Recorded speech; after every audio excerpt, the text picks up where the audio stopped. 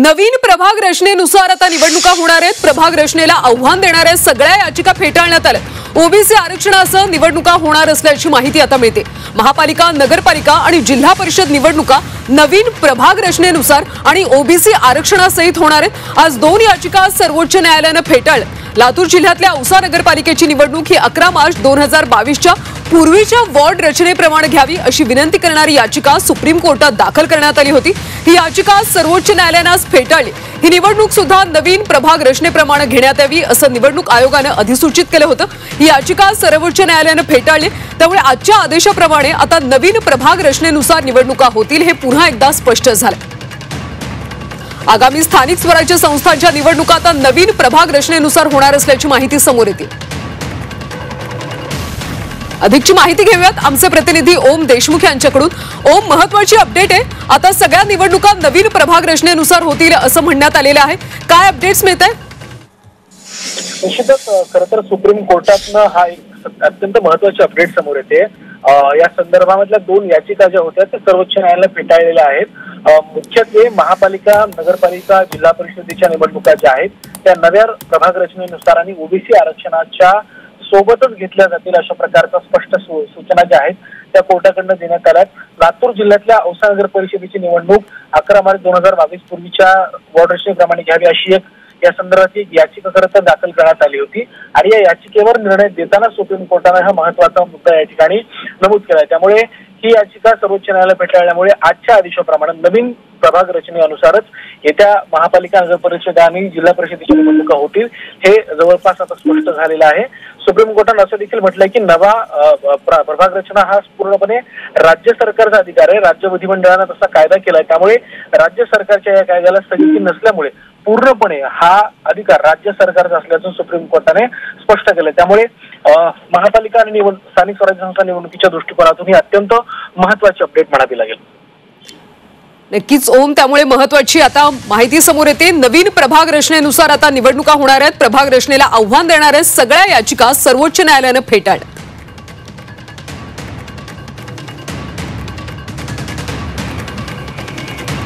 ओम, खरं तर आता नवीन प्रभाग रचनेनुसार निवडणुका होणार आहेत, त्यामुळे पक्षांना काही फायदा किंवा त्यांना फटका बसेल, नेमकं काय कळतं?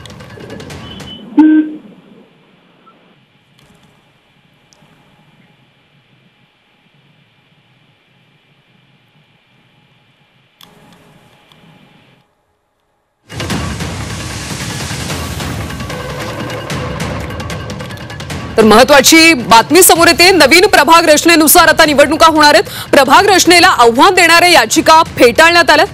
ओबीसी आरक्षणासह आता निवडणुका होणार अशी माहिती मिळते। महापालिका, नगरपालिका आणि जिल्हा परिषद निवडणुका नवीन प्रभाग रचनेनुसार आणि ओबीसी आरक्षणासहित होणार आहेत। आज दोन याचिका सर्वोच्च न्यायालयाने फेटाळल्या। त्यामुळे प्रभाग रचनेला आव्हान देणाऱ्या याचिका फेटाळल्यामुळे नवीन प्रभाग रचनेनुसार आता निवडणुका होणार आहेत। पुन्हा जाऊयात आमचे प्रतिनिधी ओम देशमुख यांच्याकडून। ओम, खरं नवीन प्रभाग रचनेनुसार निवडणुका होणार आहेत, त्यामुळे राजकीय पक्षांना काही फायदा होऊ शकतो का, काय कळतं? निश्चितच नव्या प्रभाग रचनेनुसार निवडणुका व्हाव्यात यासाठी सरकारकडनं प्रयत्न केले जात होते, परंतु ज्या जुन्या प्रभाग रचनेच्या संदर्भातले विषय होते त्यावर विरोधी पक्ष असतील किंवा सातत्यानं राजकीय धुळवड जी होती ती सुरू झाली होती। या निर्णयामुळे निश्चितच खूप मोठा परिणाम निवडणुकीच्या एकंदर गणितावरती होऊ शकतो। सरकारनं आपल्या सोयीप्रमाणे सगळ्या रचना केल्याचं विरोधकांकडनं सातत्यानं म्हणण्यात येत होतं, त्यावरच खऱ्या अर्थानं हा विषय जो कोर्टामध्ये प्रलंबित राहिला होता। मात्र कोर्टानं यावरती शिक्कामोर्तब केलंय की जुन्याच ज्या पद्धतीनं नवी जी प्रभाग रचना। ओम, तुम्हाला थोडंसं थांबवते। शिवसेना उद्धव बाळासाहेब ठाकरे पक्षाच्या उपनेत्या सुषमा अंधारे सध्या आपल्या सोबत आहेत। सुषमा ताई, नवीन प्रभाग रचनेनुसार आता निवडणुका होणार आहेत, काय प्रतिक्रिया? निवडणुका खरं तर जुनी प्रभाग रचना सुद्धा योग्य होती, मात्र आता ज्या पद्धतीने काही नव्या रचना किंवा नवे निर्णय आलेले आहेत त्यानुसार लढण्यासाठी आम्ही सज्ज आहोत। कारण प्रभाग रचना जुनी असो किंवा नवी असो, आम्हाला काम करणं क्रमप्राप्त आहे आणि त्यानुसार आवश्यक असणारे बदल किंवा कदाचित यामुळे असंही होऊ शकेल की बऱ्याच ठिकाणी काही भाषिक किंवा जातीय संरचनेमध्ये आणि त्याच्या समीकरणामध्ये फरक पडेल, परंतु त्या सगळ्या गोष्टींचा अभ्यास त्या वेळेला नक्की केला जाईल। सुषमाताई, काही आव्हानं वाटतात का यामध्ये? आणि आता ते पूर्ण निकालपत्र आपण बघू तेव्हा आपण सांगू शकू.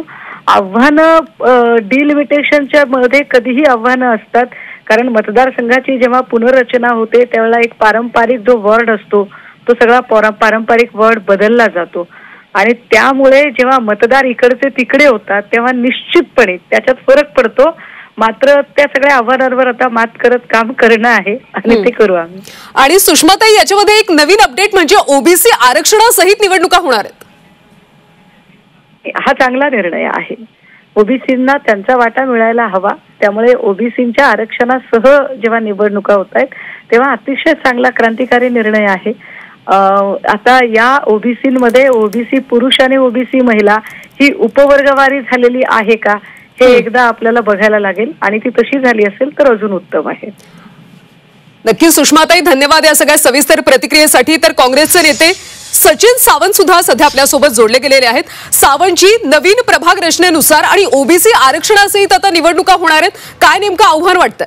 नाही, निश्चितपणे म्हणजे हा लोकशाहीला पूरक निर्णय आहे आणि खऱ्या अर्थानं पाहायचं झालं तर की स्थानिक पातळीवरती जे नेतृत्व असतं ते लोकशाहीला आधार देणारं असतं.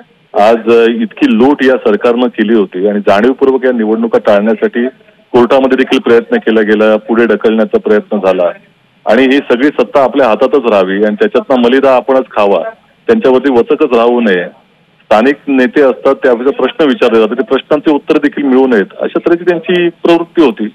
मला असं वाटतं की त्याला आळा मिळालेला आहे आणि निश्चितपणे लोकशाहीला सुदृढ करणारा हा निर्णय आहे, गरजेचा आहे आणि सर्वोच्च न्यायालयाच्या निर्णयाचं आम्ही स्वागत करतो.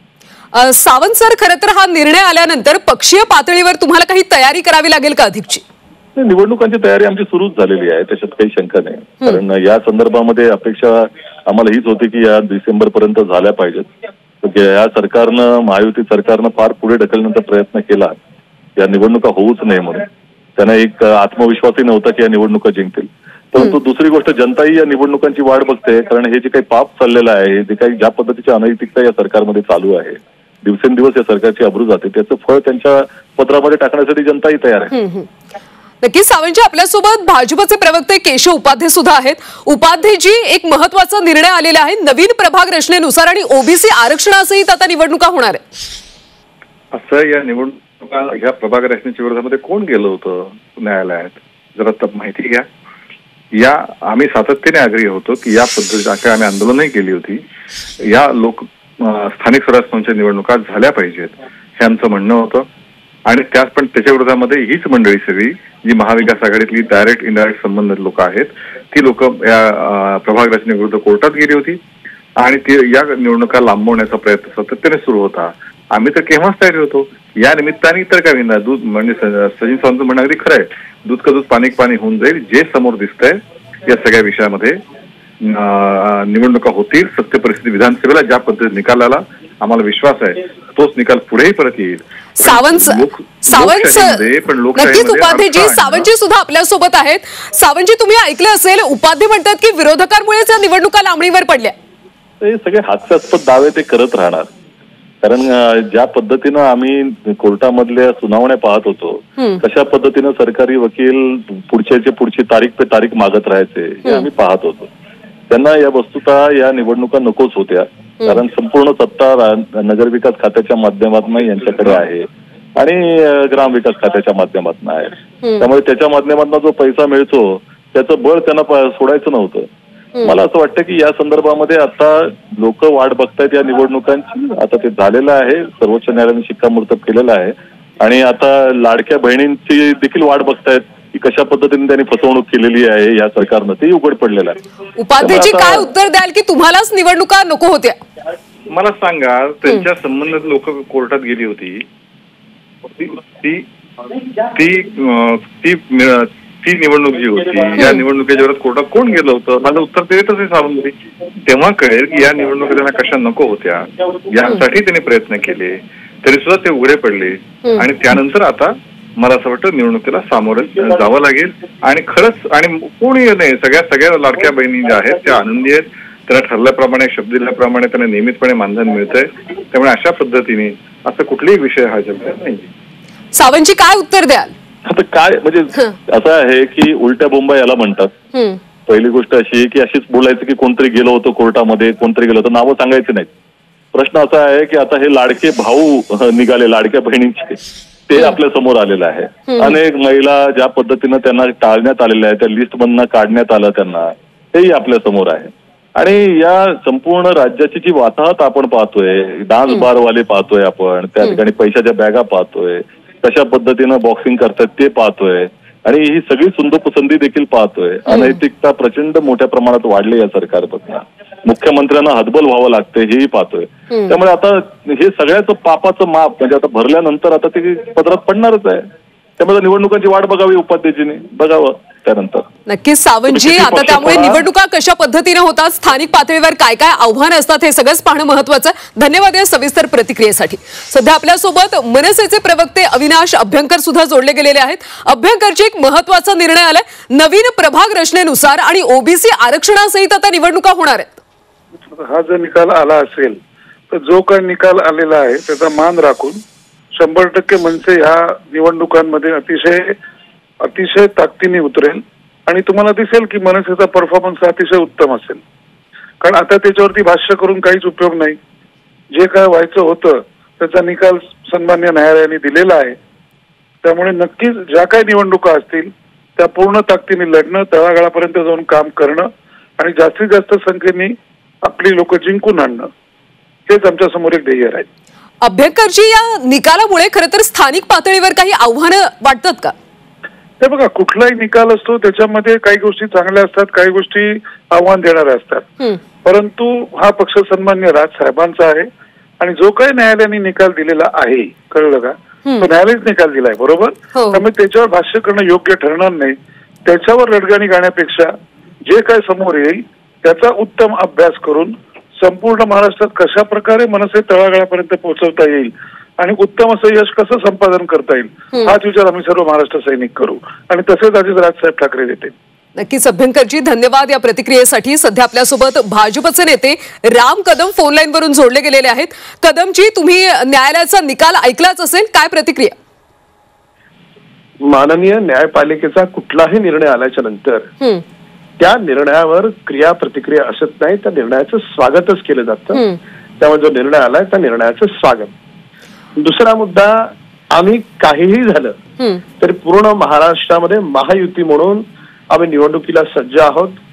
आणि कामाच्या आधारावर ज्या पद्धतीनं मागच्या वर्षभरामध्ये माननीय मुख्यमंत्री देवेंद्र फडणवीस साहेबांच्या नेतृत्वात आणि 2 उपमुख्यमंत्री यांच्या नेतृत्वात काम झालंय, त्या कामाच्या आधारावर मग ती मुंबई महानगरपालिका असेल, इतर महानगरपालिका असतील किंवा स्थानिक स्वराज्य संस्था असतील, सर्वत्र तुम्हाला महायुतीचा झेंडा फडकताना दिसेल. आणि हे नम्रतेने सांगतोय, तुम्ही जर खाली जर ग्राउंड करंट घ्याल तर मनसे असेल, उभाटा असेल, अजूनही ते जनाधार शोधण्याचा प्रयत्न करतायत. काँग्रेस आणि शरद पवार गट हे तर कुठेच उरलेले नाहीत, ते अजूनही त्या पराभवाच्या त्या छायेतून अजून बाहेर परतलेले नाहीत. आणि दुसऱ्या ठिकाणी आमचा कार्यकर्ता, कर्मठ कार्यकर्ता हा पूर्णपणे निवडणुकीसाठी सज्ज आहे. तर न्यायपालिकेचा निकाल हा सर्ववंद्य मानून आम्ही कामाला लागतो. स्थानिक पातळीवर काही आव्हानं असतील का या निकालामुळे? बघा, प्रत्येक निवडणूक वेगळी असते, स्थानिक पातळीवरची गणितं वेगळी असतात आणि निवडणूक म्हणून काय आपण तयारी करत नाही. निवडणुकीच्या आधी आपण लोकांमध्ये, जनमानसामध्ये जाऊन त्याच्या हिताचे कसे निर्णय घेता येतील, त्याच्या रोजच्या जीवनामध्ये त्याला कसा आनंद देता येईल, विकासाच्या योजना त्याच्या घरापर्यंत कशा पोहोचवता येतील, ही भारतीय जनता पार्टीची एक स्वतंत्र यंत्रणा आहे.